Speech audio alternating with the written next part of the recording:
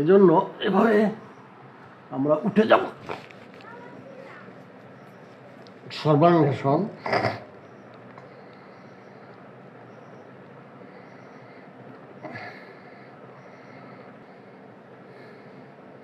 এবারে আমরা হলাসন করব। হলাসন করার জন্য পা এদিকে চলে যাবে। হলাসন।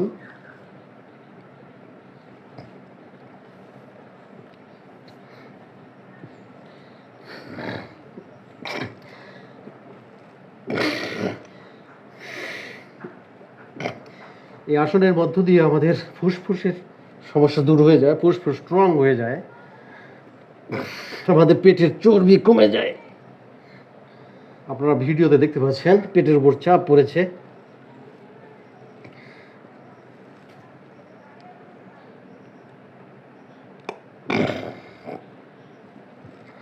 ওকে, করব মুক্তাসন করার জন্য এভাবে পজিশন নিয়ে উঠে যাব।